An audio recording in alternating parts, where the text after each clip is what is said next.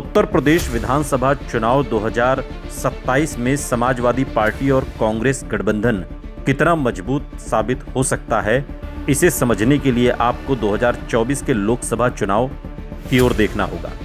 2024 में समाजवादी पार्टी ने यूपी की 37 लोकसभा सीटें और कांग्रेस ने 6 सीटें जीती। दोनों दलों ने मिलकर 43 सीटों पर जीत दर्ज की। विधानसभा क्षेत्रों में लोकसभा वोट को उतार कर देखें तो समाजवादी पार्टी 184 और कांग्रेस 39 विधानसभा सीटों पर मजबूत दिखाई देती है और इस आंकड़े को मिला दें तो ये बहुमत से ज़्यादा यानी 223 सीटों पर बैठता है। यही वो 200 प्लस सीटों का सबसे ठोस डेटा है जिस पर अखिलेश यादव 2027 की रणनीति तैयार कर सकते हैं। पश्चिमी यूपी में समाजवादी पार्टी की संभावित मजबूत सीटों का सबसे बड़ा क्लस्टर सहारनपुर, कैराना, मुजफ्फरनगर और मेरठ के आसपास बनता है। सहारनपुर लोकसभा क्षेत्र में बेहट, सहारनपुर नगर और सहारनपुर विधानसभा क्षेत्रों में कांग्रेस आगे रही थी। कैराना में नकुड़, गंगोह और कैराना में समाजवादी पार्टी आगे रही। कैराना का महत्व इसलिए भी है कि 2022 में यहां समाजवादी पार्टी का विधायक रहा और 2024 में इकरा हसन ने लोकसभा चुनाव जीता।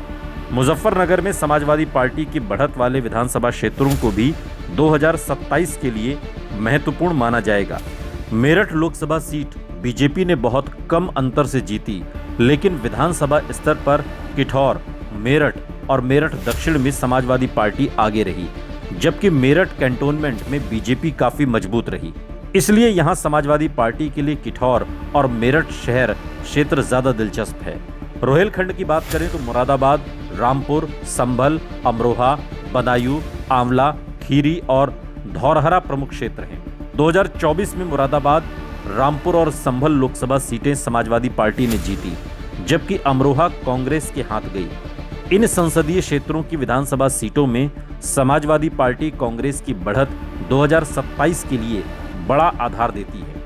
अमरोहा में कांग्रेस की बढ़त खास तौर पर मुस्लिम, जाटव, पिछड़ा सामाजिक समीकरण के कारण महत्वपूर्ण मानी जाती है।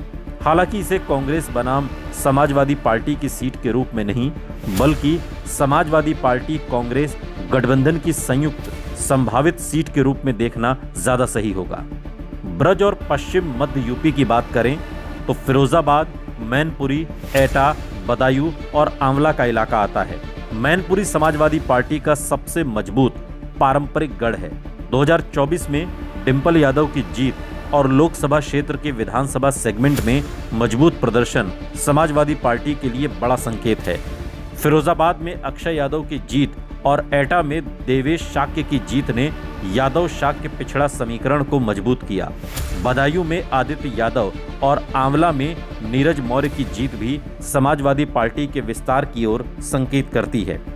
2024 के आंकड़ों को विधानसभा स्तर पर देखें तो यहां कई सीटें ऐसी निकलती हैं जहां 2027 में समाजवादी पार्टी को मजबूत उम्मीदवार के साथ सीधी लड़ाई में फायदा मिल सकता है। अवध और लखनऊ क्षेत्र की ओर देखें तो अवध में समाजवादी पार्टी कांग्रेस की संभावित मजबूत सीटों की संख्या काफी बढ़ी है। खीरी, धौरहरा, सीतापुर, मोहनलालगंज, लखनऊ, रायबरेली, अमेठी, सुल्तानपुर और प्रतापगढ़ प्रमुख क्षेत्र हैं। धौरहरा में समाजवादी पार्टी, सीतापुर में कांग्रेस और मोहनलालगंज में समाजवादी पार्टी लोकसभा जीत विशेष रूप से महत्वपूर्ण है। लखनऊ लोकसभा सीट बीजेपी ने जीती, लेकिन लखनऊ पश्चिम और लखनऊ मध्य में समाजवादी पार्टी आगे रही। इसका अर्थ ये है कि राजधानी में भी समाजवादी पार्टी पूरी तरह कमजोर नहीं बल्कि मजबूती की ओर बढ़ रही है। रायबरेली और अमेठी इस नक्शे में सबसे महत्वपूर्ण कांग्रेस क्षेत्र हैं। रायबरेली लोकसभा क्षेत्र की बछरावा, हरचंदपुर, रायबरेली, सरेनी और ऊंचाहार सभी 5 विधानसभा सीटों पर राहुल गांधी को भारी बढ़त मिली। अमेठी में तिलोई, सलोन, जगदीशपुर, गौरीगंज और अमेठी में कांग्रेस आगे रही।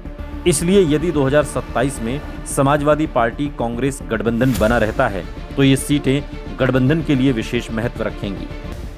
कन्नौज, कानपुर, बुंदेलखंड बेल्ट की बात करें तो कन्नौज, इटावा, जालौन, हमीरपुर, बांदा, फतेहपुर, कौशाम्बी और फतेहपुर समाजवादी पार्टी के लिए महत्वपूर्ण क्षेत्र हैं। कन्नौज लोकसभा क्षेत्र में छिबरा, मऊ, तिरवा, कन्नौज, बिधूना और रसूलाबाद में समाजवादी पार्टी आगे रही। इटावा, भरथना, दिबियापुर और औरैया में समाजवादी पार्टी ने बढ़त बनाई। जालौन में भोगनीपुर, माधवगढ़ और कालपी समाजवादी पार्टी के पक्ष में गए। ये सीटें कुर्मी, दलित और अन्य पिछड़े वर्गों के स्थानीय समीकरण के कारण 2027 में समाजवादी पार्टी के लिए महत्वपूर्ण हो सकती हैं। कानपुर में तस्वीर थोड़ी मिश्रित है। सीसामऊ, आर्यनगर और कैंटोनमेंट में कांग्रेस आगे रही, जबकि गोविंदनगर और किदवई नगर में बीजेपी आगे रही। इसलिए कानपुर को समाजवादी पार्टी का एक तरफा गढ़ मानना सही नहीं होगा। बुंदेलखंड में बांदा, हमीरपुर, फतेहपुर समाजवादी पार्टी के लिए प्रतिस्पर्धी क्षेत्र रहे, लेकिन यहां 2022 की विधानसभा राजनीति और स्थानीय उम्मीदवार 2024 के लोकसभा ट्रेंड को काफी हद तक बदल सकते हैं। प्रयागराज और पूर्वांचल की बात करें तो पूर्वांचल में समाजवादी पार्टी का सबसे बड़ा संभावित आधार फैजाबाद, अंबेडकर नगर, श्रावस्ती, बस्ती, संत कबीर नगर, लालगंज, आजमगढ़, घोसी, सलेमपुर, बलिया, जौनपुर, मछली शहर, गाजीपुर, चंदौली और रॉबर्ट्सगंज का बेल्ट है। फैजाबाद में अवधेश प्रसाद की जीत ने अयोध्या क्षेत्र की राजनीति को राष्ट्रीय चर्चा में ला दिया। अंबेडकर नगर में लालजी वर्मा की जीत और श्रावस्ती में समाजवादी पार्टी की सफलता भी महत्वपूर्ण है।